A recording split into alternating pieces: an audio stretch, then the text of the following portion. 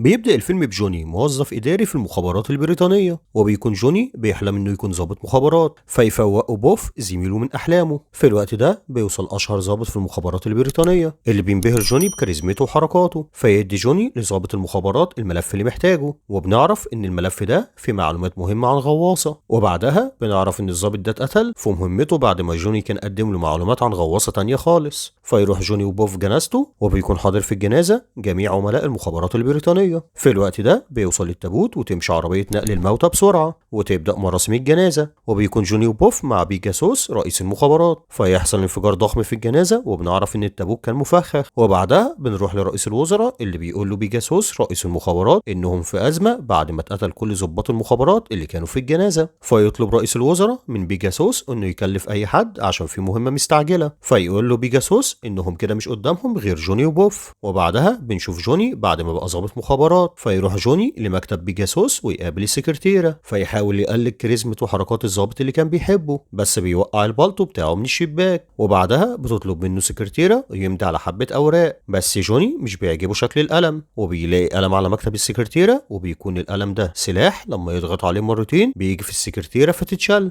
وبعدها بيجي بيجاسوس فيداري جوني السكرتيرة، وبنعرف من بيجاسوس انهم شاكين ان في مؤامرة لسرقة مجوهرات الملكة، وبيقول له ان المجوهرات دي هتتعرض في حفلة عاملها راجل اعمال فرنسي اسمه باسكال. بس بيكون جوني بيكره باسكال، وبنعرف من جوني ان ده راجل اعمال مهتم ببناء السجون في كذا دولة حوالين العالم. وبيطلب بيجاسوس من جوني انه يحضر الحفلة ويراقب المجوهرات الملكية ويمنع عملية السرقة لو حصل. فيأكد جوني لبيجاسوس انها مهمة سهلة وبسيطة. وبالليل بيوصل جوني وبوف للحفلة، وبتكون المجوهرات الملكية معروضة، وبيتأكد جوني من الحرس الملكي ان المكان متأمن كويس. في الوقت ده بيشوف جوني واحدة اسمها لورنا، فيروح جوني عشان يتعرف عليها ويفضل يتكلم معاها لفترة. في الوقت ده بيجي لهم باسكال راجل الاعمال الفرنسي، فيفتكروا جوني الجرسون ويتجاهلوا، فتحاول لورنا تنقذ الموقف، بس بيكون البعيد غبي ويفضل يشتم في باسكال. فيعرف باسكال نفسه عليهم، وبيبقى شكل جوني وحش قدامه، بس على الرغم من كده بيتعامل باسكال بكل ذوق مع جوني. في الوقت ده بيدخل واحد اوضه الكهرباء ويفصل الكهرباء عن الحفله، وبيلمح جوني شخص بيجري فيستخبى ويضربه بإزازة على راسه. بس لما النور بيجي بنعرف ان واحد من الحرس الملكي، فيداري جوني على خيبته ويقول للناس ان اللي ضرب الحارس دخل الاوضه دي. فيدخل جوني الاوضه لوحده ويمثل انه بيتخانق خناقه كبيره مع اللي ضرب الحارس، وبيخرج بعدها جوني من الاوضه ويقول لهم انه ضربه وهو مغمي عليه جوه. وبعدها بيتفاجئ الناس ان المجوهرات الملكيه اختفت من مكانها. فيقول بيجاسوس لجوني انهم لازم يرجعوا المجوهرات باقصى سرعه، وبيقول بيجاسوس كمان لجوني ان الشخص اللي ضربه ما كانش موجود في الاوضه. فيقول لجوني ان بالتاكيد هرب وهم ملكومين في البحث عن المجوهرات الملكيه. فيطلب بيجاسوس من جوني يوصف الشخص اللي هاجمه لرسام عشان يعرفوا شخصيته، فيديهم جوني اي مواصفات تيجي في دماغه، فيطلع في النهايه شخص شكله غريب. وبعدها بيروح جوني وبوف مره تانية لمكان حادثه سرقه المجوهرات، وبيركن جوني العربيه في مكان غلط. وبيدخل جوني ويتكلم مع افراد الشرطه ويقول لهم انهم مش عارفين ازاي الحراميه دخلوا الحفله وسرقوا المجوهرات وخرجوا بكل سهوله، ويفضل يحط في سيناريوهات، بس بيكون افراد الشرطه اكتشفوا الحفره اللي دخل منها اللصوص، وما بياخدش جوني باله من الحفره لدرجه انه كان هيقع فيها. وبعدها بينزل بوف للحفره، بس بيتحشر بوف فيها، فينزل جوني عشان يساعده، بس بيقع في الحفره وينزل فوق بوف، فيقعوا كلهم لقاع الحفره، فيلاقوا نفسهم في نفق، فيمشوا للنفق فيوصلوا المكان، وهناك بيشوفوا اللصوص اللي سرقوا المجوهرات الملكيه، وبيكون هم نفس الاشخاص اللي كانوا في عربيه نقل الموتى اللي نقلوا التابوت اللي انفجر في عملاء المخابرات. فيرفع جوني وبوف مسدساتهم في وش اللصوص، بس بتقع خزنه مسدس جوني، فيضرب اللصوص النار على جوني وبوف. وبعدها بيدخلوا المجوهرات في عربيه نقل الموتى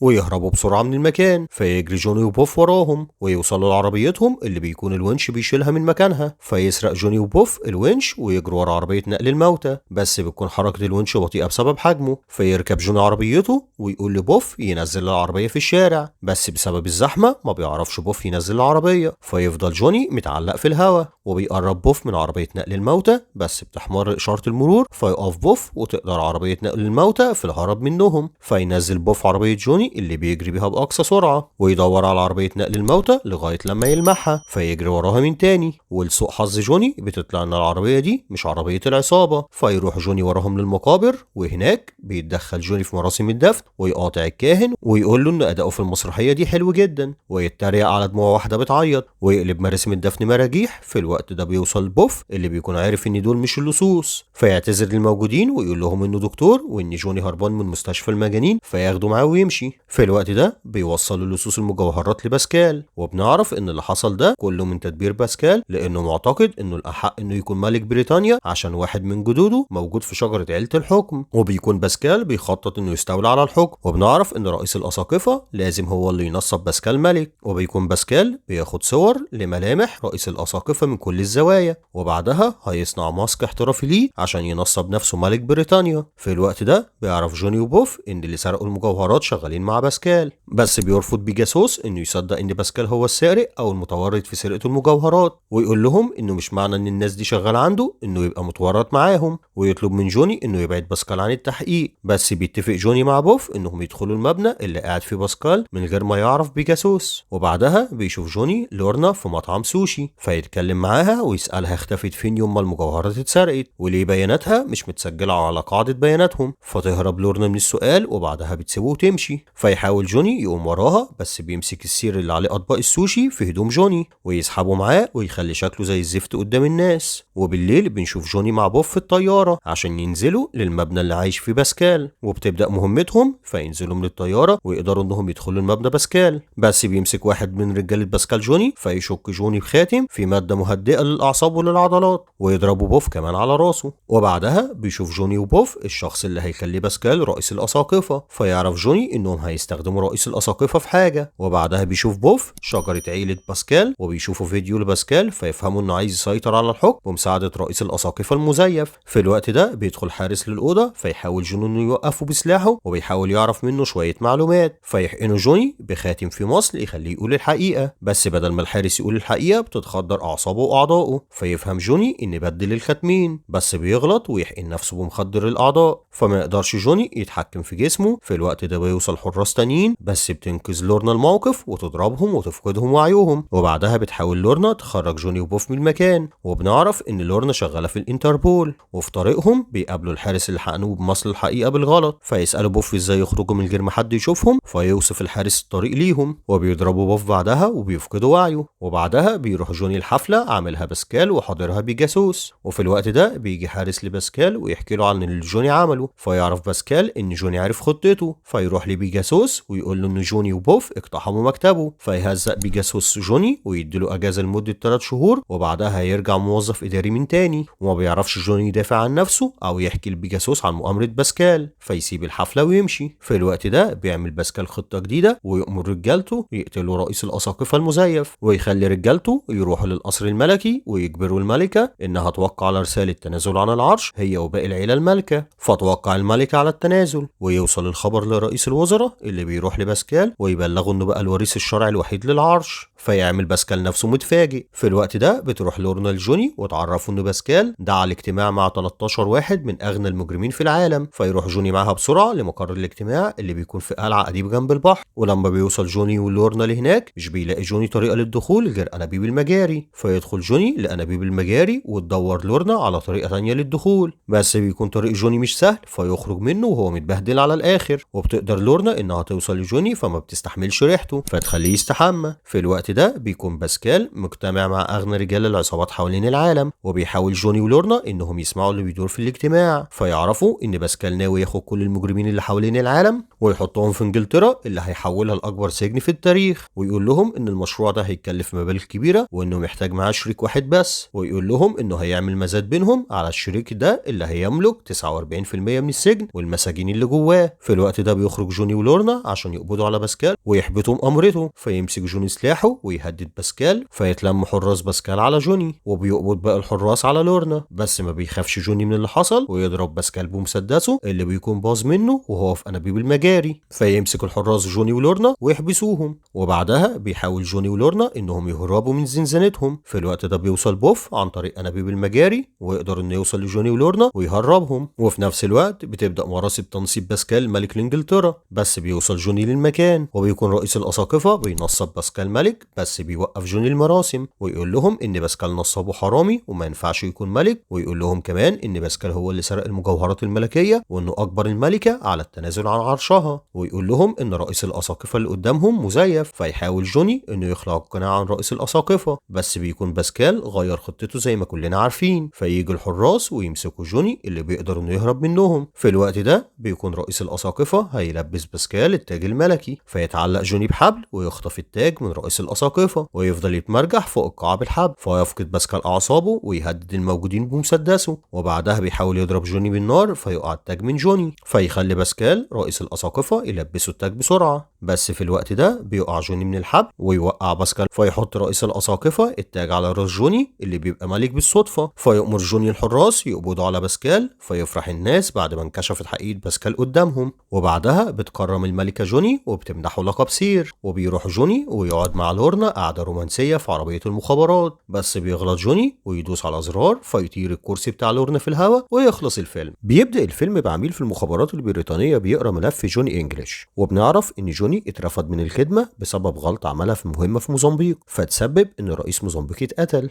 وبنروح بعدها للصين وبيكون جوني هناك بيتمرن مع كهنة صينيين، وبيتكلم الكاهن مع جوني وبيأكد له ان لازم عقله يكون هو المسيطر على جسمه. فيتعرض جوني لتدريبات قاسية عشان يتعلم يفصل جسمه عن الألم اللي ممكن يعانيه، ويخليه يستخدم عقله في القتال بشكل كويس. وبعدها بيعرفوا الكاهن ان المخابرات البريطانية بتطلب منه انه يرجع لندن على اول طيارة. وبيوصل جوني لمقر المخابرات البريطانية وبيقابل بيجاسوس رئيسة المخابرات البريطانية اللي بتقوله ان الناس كلها بتتكلم على البلاوي اللي عملها في موزمبيق. فيبدأ جوني في التوتر، فيروح جوني يقفل الشباك بس بيوقع قطة بيجاسوس من الشباك، فيمثل عليها انه شايل القطة وبيلعبها، بس بتدخل العميلة كيت ومعاها القطة، وبتقول كيت لجوني انها عالمة نفسية. فيتكلم جوني معاها، بس لما بيجي يقعد بيقع من فوق كرة ضخمة. وبعدها بتقول بيجاسوس لجوني ان في عميل تبعهم في هونج كونج اسمه فيشر مع معلومات مهمة عن مؤامرة لاغتيال رئيس الوزراء الصيني لما يقابل رئيس وزراء بريطانيا الاسبوع اللي جاي. فتطلب من جوني يسافر ويقابل فيشر وياخد المعلومات منه. فيوافق جوني على المهمة، وبعدها بيقابل جوني العميل سايمون صاحبه اللي بقاله كتير ما شافهوش. فياخد سايمون جوني ويروحوا للمكان اللي فيه المعدات الخاصة بالمخابرات البريطانية، وبيقابل جوني هناك باتش خبير الأسلحة اللي بيكون فقد أجزاء كتيرة من جسمه وهو بيجرب أسلحة اخترعها، وبيوري باتش جوني الأدوات اللي هيحتاجها في مهمته. فيمسك جوني الكاميرا اللي بتطلع أسهم فتيجي في واحد من الموجودين. في الوقت ده بتيجي بيجاسوس وتعرف جوني على تاكر شريكه الجديد في المهمة، وبعدها بيسافر جوني لهونج كونج عشان يقابل فيشر. فيروح لكازينو وبنلاحظ ان في ست عجوزة بتراقبهم، وبنعرف ان جوني وتاكر هيقابلوا شخص صيني لابس نظارة هيوصلهم لفيشر. فيغمز لهم الراجل الصيني، فيروح جوني وتاكر ليه ويقعدوا جنبه، بس بيركز جوني مع راجل تاني لابس نظارة. فيقول له الراجل المطلوب كلمة السر، بس بيكون البعيد اهبل وما بيفهمش. وبعدها بيقتل واحد الراجل الصيني اللي تبع فيشر، وبيلاقي جوني في ايده عنوان فيشر. فيروح جوني لهناك ويقابل فيشر، وبتكون موجودة في المكان الست العجوزة اللي بتراقبهم. في الوقت ده بيعرف جوني من فيشر ان في عصابة اسمها فورتكس ناوية تقتل رئيس الوزراء الصيني، وبيوري فيشر لجوني مفتاح من ضمن 3 مفاتيح لما يتجمعوا مع بعض هيتكون سلاح سري عامله عصابة فورتكس. وبيعرف جوني ان فورتكس كانت ورا اللي حصل له في موزمبيق. في الوقت ده بتضرب الست العجوزة فيشر بالنار فيموت. فيدور جوني على اللي قتله ويشوف الست العجوزة وهي بتكنس الأرضية، فما يشك جوني فيها ويخرجها من المكان، بس بيشوف جوني فرغت الرصاص في المكنسة، فترش الست العجوزة مادة في عين جوني وتهرب منه بسرعة. فيجري تاكر وراها. في الوقت ده بيشوف جوني واحد بياخد المفتاح اللي كان مع فيشر، فيجري جوني وراه وبيقدر انه يوصل له، بس بيكون الشخص ده نينجا فيهرب من جوني من غير ما يحس. فيطلع جوني وراه على السطح ويجري وراه، بس بيكون الشخص ده اسرع من جوني بكتير. فيستخدم جوني ذكائه والحاجات اللي حواليه ويقدر انه يوصل ليه، ويكون هياخد منه المفتاح، بس بيرميه في الهواء وياخده تاني ويهرب من جوني على السقالات. فياخد جوني الاسانسير ويحصله في الشارع ويبدا يطارده مره تانية. فينط الشخص ده في النهر ويركب مركب صغير، بس بياخد جوني يخت كبير ويروح وراه ويطلع الكاميرا اللي خدها من باتش، بس بتيجي واحده ست تقف قدامه، بس بيقدر جوني انه يوجه صاروخ او سهم للمركب اللي في الشخص ده فيقع في النهر. ولما بيخرج منه بيكون جوني في انتظاره، فيشتبك مع جوني اللي بيضربه في وشه، بس بتوصل بقيه العصابه ويتلموا حوالين جوني، بس بيفلت جوني من ضرباتهم. وبعدها بيوقع جوني الشخص بسلسلة حديد، بس بيضربه بخشبة في وشه ويحاول يقتله بيها، بس بيضربه جوني ضربة قوية وياخد منه المفتاح بعدها ويركب الطيارة مع تاكر عشان يرجعوا لإنجلترا. في الوقت ده بيكون واحد من العصابة في الطيارة ويقدر إنه يضرب مضيفة الطيران، وبيكون جوني حاطط المفتاح في شنطة خاصة. فيجي الشخص اللي ضرب المضيفة بعد ما يكون خد الجاكيت بتاعها وياخد من جوني الشنطة اللي فيها المفتاح ويحطها في رف الشنط. وبعدها بيروح جوني عشان يقابل بيجاسوس في بيتها ويقول لهم ان في منظمة اسمها فورتكس كانت هتقتل رئيس الوزراء الصيني، بس بيقول لهم ان الخطر زال بما ان معاهم مفتاح من الثلاثة. بس لما بيفتح جوني الشنطة بيكون المفتاح اختفى منها، وبعدها بتظهر الست العجوزة في بيت بيجاسوس وتحاول تقتل جوني، بس بتقدر انها تهرب بسرعة من المكان. فيتلخبط جوني ويمسك ام بيجاسوس ويرنها علقة محترمة، فتهزق بيجاسوس جوني لضياع المفتاح منه وضربه لامها. فتقرر كيت انها تنيم جوني تنويم مغناطيسي عشان يحاول يوصل لاي حاجة ليها علاقة بفورتكس وحادثة موزمبيق. فيبدأ جوني يسترجع اللي حصل في موزمبيق، وبنعرف ان جوني كان المسؤول عن حماية الرئيس، بس جت واحدة ونادت عليه عشان في مشكلة فراح معاها. بس في الوقت ده قتل واحد من الحراس الرئيس، وبيفتكر انه في طريقه شاف 3 اشخاص كان من ضمنهم فيشر، وبيقدر يتعرف على واحد تاني منهم اسمه ارتيم، وبنعرف ان ارتيم من ضمن منظمة فورتكس. فيعرفوا بيجاسوس بالمعلومات دي، اللي بيتكلف جوني وتاكر بمقابلة ارتيم وهو بيلعب جولف ويقبض عليه ويجيبه لها عايش. وبعدها بيقابل جوني ارتيم اللي المفروض هيلعبوا بعض، فينشغل جوني بلعب الجولف وينسى مهمته. في الوقت ده بتظهر الست العجوزة وتضرب ارتيم بالنار قبل ما جوني يعرف منه اي معلومات. فيروح جوني الارتيم قبل ما يموت وينقلوا له الطيارة بتاعته، ويحاول جوني يطير بطيارة ارتيم، فتضرب الست العجوزة النار عليهم، بس بيقدر جوني انه يفلت منها وبيكون ارتيم خلاص بيموت. فيهبط جوني بالطيارة فوق عربية اسعاف، ولما بيوصلوا عند المستشفى بيدي ارتيم جوني المفتاح التاني ويقول لهم قبل ما يموت ان فورتكس ليها جاسوس في المخابرات البريطانية. وبعدها بيحضر جوني اجتماع مع بيجاسوس ورئيس الوزراء اللي بيأكد لهم أهمية حماية الرئيس الوزراء الصيني لما يكون في زيارته في انجلترا، وبيقترح سايمون انهم ينقلوا الاجتماع مع رئيس الوزراء الصيني في قلعة في سويسرا على جبال الألب لسهولة تأمينها وصعوبة وصول حد غريب من فورتكس للقلعة. وبعدها بيقعد جوني وسايمون في مطعم، فيقول جوني لسايمون انه عارف ان في جاسوس لفورتكس شغال في المخابرات البريطانية معاهم، وبيكون سايمون هو الجاسوس فيخاف يتكشف، فيطلع مسدسه ناحية جوني من تحت الترابيزة. بس لما يقول له جوني انه ما يعرفش مين الجاسوس بيطمن سايمون. في الوقت ده بتيجي رسالة لجوني من تاكر عشان يقابله في الحمام، فيروح جوني للحمام فيحذره تاكر ان سايمون هو الجاسوس، بس مش بيصدقوا جوني. في الوقت ده بيدخل سايمون للحمام فيرفع تاكر مسدسه عليه ويطلع تاكر صورة لسايمون مع ارتيم في موزمبيق، بس ما بينكرش سايمون انه كان في موزمبيق، ويقول لهم انه كان هناك عشان كان شاكك في باتش خبير الاسلحة، وبيقول لهم ان باتش هو جاسوس فورتكس، بس مش بيصدقوا تاكر. وبيصدق جوني زي الجردل وياخد المسدس من تاكر ويمشيه وينهي علاقته بالمهمة. وبعدها بيأكد سيمون لجوني ان باتش هو الجاسوس وبيسخنوا عليه، فيسلم جوني المفتاح التاني لسايمون اللي بيكون معاه اخر مفتاح، فينجح انه يجمع ال3 مفاتيح مع بعض. وبيتصل سايمون ببيجاسوس ويعرفها ان جوني يبقى جاسوس فورتكس. وبعدها بيروح جوني للكنيسة اللي بيكون فيها باتش، فيقول له جوني انه عارف انه الجاسوس بتاع فورتكس، فيستغرب باتش ويقول له ان بيجاسوس قالت له ان جوني هو الجاسوس. وبتكون بيجاسوس وباقي العملاء في المكان عشان يقبضوا على جوني، فيضربوا النار على جوني فيستخبى ورا كرسي باتش، بس بيتصاب جوني برصاصة في رجله، فياخد جوني كرسي باتش ويهرب من المكان بسرعة، فيجري وراه باقي العملاء، بس بيقدر جوني انه يفلت منهم. وبعدها بيروح جوني الكيت ويقول لها انه بريء وانه مش جاسوس لفورتكس، وبعدها بيفقد وعيه. في الوقت ده بيستخدم سايمون ال3 مفاتيح وياخد مادة كيميائية موجودة في خزنة، وبنعرف ان المادة دي هتستخدم لقتل رئيس الوزراء الصيني. وبنرجع بعدها لجوني اللي بيفوق بعد ما كيت عالجت اصابته، وبتقول كيت لجوني ان اللي قتل الرئيس في موزمبيق كانت تصرفاته مش طبيعية، وبيتشنج وكان بيتكلم مع حد في سماعته وكأن حد متحكم في تصرفاته وعقله. فتخمن كيت ان سلاح فورتكس عبارة عن عقار بيسيطروا بيه على عقل الشخص ويستخدموا الشخص ده عشان ينفذ مهمتهم. في الوقت ده بيجي سايمون فيستخبى جوني في أوضة، وبيكون هيوصل كيت للمطار عشان يسافروا للقلعة اللي في سويسرا اللي هتتم فيها مقابلة رئيس الوزراء الصيني. فتنزل كيت مع سايمون اللي بيشوف جوني وهو واقف في شباك شقة كيت، وبيفتكر جوني ان سايمون كان مع فيشر وارتيم في موزمبيق، فيعرف جوني ان كلام تاكر كان صح. وبعدها بتظهر الست العجوزة وتهاجم جوني فيجري جوني منها ويهرب من الفتحة اللي بينزلوا منها الزبالة، ويقدر انه يروح لتاكر في بيته ويقول له انه كان عنده حق في سايمون. فيسافر جوني وتاكر بالعربية من انجلترا لسويسرا ويوصل لهناك، وبتكون القلعة فوق جبل عالي، فيقطع جوني وتاكر السلك الشائك ويوصلوا حوالين الجبل، بس بيكون الحراس حواليهم في كل مكان، وبيغلط جوني ويشغل جهاز فيعمل صوت عالي جدا جدا، فيتحرك الحراس ورا الصوت، فيقول جوني لتاكر يضربه ويقول للحراس ان هو اللي قبض عليه، فيضربوا تاكر ويضرب النار جنبه، فيخدع الحراس ان قتل جوني ويعرفهم انه عميل بريطاني وان ده جوني انجلش الجاسوس، فيحط جوني في كيس الجثث وينقلوه للقلعه. في الوقت ده بيحط واحد من طرف سايمون الماده الكيميائيه في مشروب، وفي نفس الوقت بيهاجم جوني وتاكر الحراس بعد ما دخلوا للقلعه، وبيتحرك جوني للمكان، ويكون سايمون هيخلي بيجاسوس تشرب المشروب عشان يسيطر على عقلها وتصرفاتها، بس بيوصل جوني في الوقت المناسب ويقول لها ان سايمون هيخليها تقتل رئيس الوزراء الصيني. في الوقت ده بيوصل سايمون فيأكد جوني لبيجاسوس ان هو الخاين وانه هيسيطر على عقلها، بس بيشرب جوني المشروب بالغلط فيبدأ يهلوس، فتحاول بيجاسوس انها تمسك المسدس بس بيوقفها سايمون. في الوقت ده بيسيطر سايمون على عقل جوني لدرجة انه خلاه يضرب بيجاسوس، وبعدها بيقابل رئيس الوزراء الصيني رئيس وزراء بريطانيا، فيدخل جوني للاجتماع بأمر من سايمون ويطلب منه يطلع حاجة من جيبه، وبيكون دي أداة القتل اللي على شكل قلم روج اللي كانت بيجاسوس هتستخدمها لقتل رئيس الوزراء الصيني. فيوجه جوني أداة القتل على رئيس الوزراء الصيني، فتفهم كيت ان تم السيطرة على عقل جوني. في الوقت ده بيفتكر جوني كلام الكاهن والمدرب بتاعه، فيقاوم سيطرة سايمون عليه ويوقع جوني أداة القتل من نفسه، وبيقدر تاكر انه يقطع الاتصال اللي بين سايمون وجوني ويشغل في سماعات جوني اغاني وموسيقى فيقعد يرقص، وبيحط تاكر كمان صوت سايمون على ميكروفونات المكان، فيسمع الموجودين سايمون وهو بيأمر جوني انه يقتل رئيس الوزراء الصيني، بس بيسيطر جوني على نفسه ويضرب النار ناحية سايمون، وبعدها بيقع جوني على الارض وبيقف قلبه بسبب المادة اللي كانت في المشروب، وبيهرب سايمون من المكان، وبيحاول الدكاترة انقاذ جوني اللي بتقل نبضات قلبه، بس بعدها بيفوق جوني. في الوقت ده بيكون سايمون بيهرب من القلعة في التلفريك، فينط جوني من القلعة ويوصل للارض ويبدأ يطارد سايمون، وبيقدر جوني انه يوصل للتلفريك ويضرب سايمون ويبدأ يسيطر عليه، بس بتلف حاجة على ايد جوني فيستغل سايمون الفرصة ويضرب جوني اللي بيفك نفسه ويضرب سايمون ويقضي على مستقبله، وبعدها بياخد جوني المسدس بس بيوقع جوني من باب التلفريك المفتوح، بس لحسن حظه بيقع على التلج، فيحاول سايمون انه يقتل جوني اللي بيطلع شمسية مضادة للرصاص فتحميه، ويدوس فيها على زرار فيطلع منها صاروخ ويضرب التلفريك ويفجره ويخلص من سايمون، وبعدها بتيجي الملكة عشان تكرم جوني، بس بتكون دي الست العجوزة اللي عايزة تقتل جوني من اول الفيلم، بس بتهرب من جوني فيجري وراها ويوقعها على الارض ويدور الضرب فيها، بس بنكتشف ان دي الملكة الحقيقية، وبيكون الحرس مسك الست العجوزة اللي كانت هتقتل جوني، فيكتشف جوني المصيبة اللي عملها ويخلص الفيلم. بيبدأ الفيلم في مقر المخابرات البريطانية، وبنعرف ان في هاكر محترف اخترق انظمة المخابرات البريطانية وخد معلومات كتيرة مهمة وخطيرة جدا، فيعرف بيجاسوس رئيس المخابرات رئيسة الوزراء باللي حصل،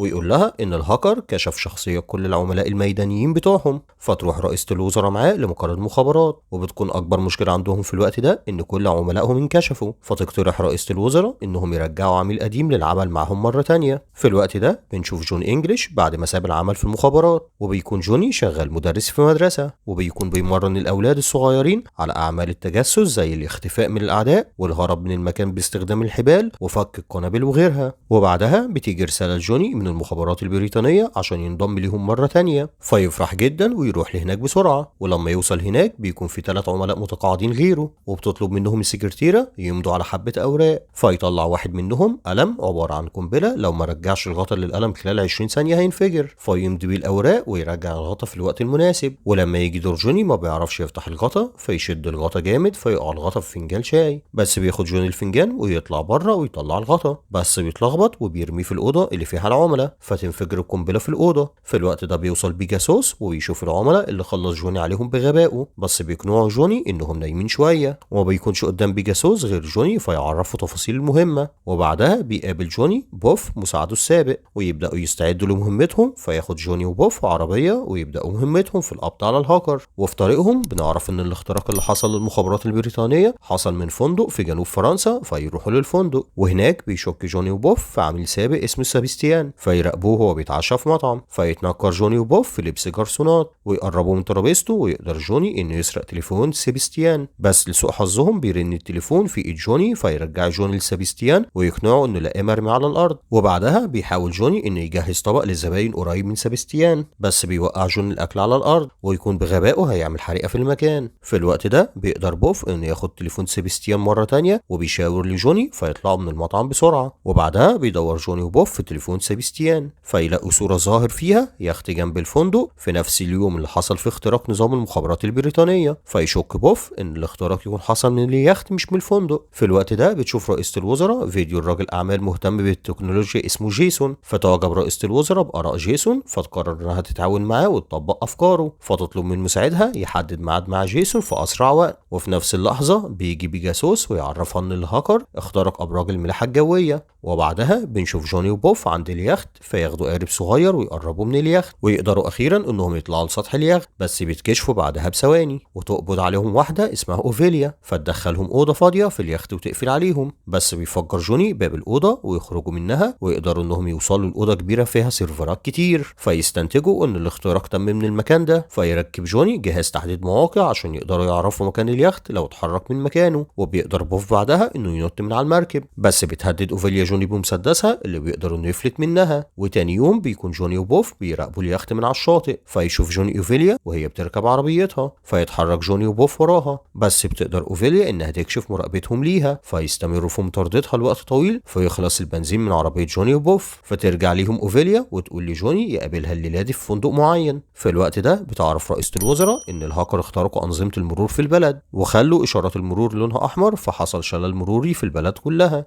وبعدها بتقابل رئيسة الوزراء جيسون اللي بيقدر من خلال التكنولوجيا بتاعته إنه يحل مشكلة اختراق أنظمة المرور، ويقدر كمان إنه يحمي نظام المرور من الاختراق مرة تانية. فتقرر رئيسة الوزراء إنها تتعاون مع جيسون بأي شكل. وبالليل بيقابل جون أوفيليا ويبدأ يتعرف عليها، ويحاول يعرف علاقتها باليخت، بس ما بيقدرش جوني ياخد منها أي معلومة. وبعدها بتسيب أوفيليا وتودعه وتطلع لأوضتها. وبيعرف جوني من بوف إنه لما فتش أوضة أوفيليا لقى 3 جوازات سفر بأسماء مختلفة، فيخمن بوف إن أوفيليا جاسوسة، بس بيكون جوني وقع زي الجردل وبدأ يحب أوفيليا. في الوقت ده بتيجي مكالمة لأوفيليا من روسيا ويطلبوا منها تتخلص من جوني في أسرع وقت. وبالليل بيكون جوني مش عارف ينام، فيطلع حبوب كان واخدها من المخابرات البريطانية، ويتلخبط جوني وياخد حبوب منشطة بدل من المنوم. وفي نفس الوقت بتتحرك أوفيليا عشان تقتل جوني، بس بيفتح جوني الباب بقوة فيوقع أوفيليا على الأرض. وبعدها بينزل جوني للنايت كلاب ويفضل يرقص لوقت طويل بسبب الحبوب المنشطة اللي أخدها. فتفوق أوفيليا وتروح للنايت كلاب هي كمان وتبدأ ترقص مع جوني، فتطلع من ساعتها سلك عشان تخنق بيه جوني اللي بيقلبها على الأرض من غير ما يحس، ويفضل يرقص في المكان لغاية لما النهار يطلع. في الوقت ده بيجي بوف ويعرفوا إن جيسون يبقى صاحب اليخت،